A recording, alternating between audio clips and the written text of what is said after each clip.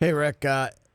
It's Alabama's year, it seems, this year, and everyone talks about if a team is going to knock them off, they need to have a quarterback who can get outside the pocket and kind of give them trouble. Now that Louisville is basically out of the mix, can Ohio State be that team, or is it Alabama's season to take home another title?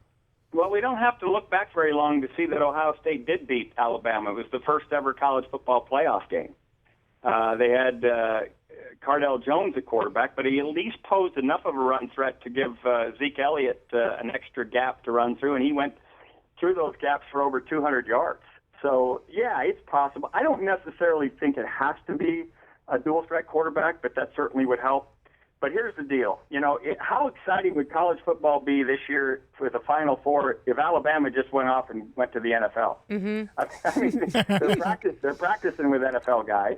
This is a program that is just beyond in terms of what they've done, what they've found ways to do, how they've built this machine. Their defense is as good as ever. And that I'm not belittling the effort of Nick Saban or looking down my nose. I'm congratulating him. He's clearly the king of college football.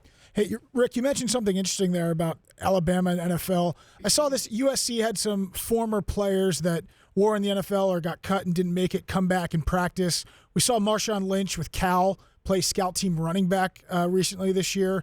Do you think that at some point that a rule will come into place where this isn't really fair to be able to do this for college teams? Or what's your philosophy on this? Because I was a little surprised that this is allowed to happen. Guys that aren't on your team or former players that have graduated are allowed to come back and be live bodies in practice.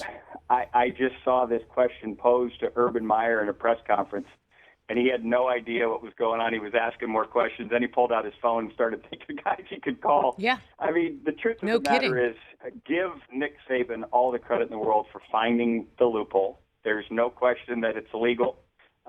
You can do it as long as you don't publicize it in advance of the participation. But I do expect that there'll be some measure of legislation that goes forward because it certainly favors those teams that have those kind of players. And I think that it will get voted out as a rule. But until then, give credit where credit's due. Nick Saban has done it again. The Rich Eisen Show, weekdays at noon Eastern on Audience.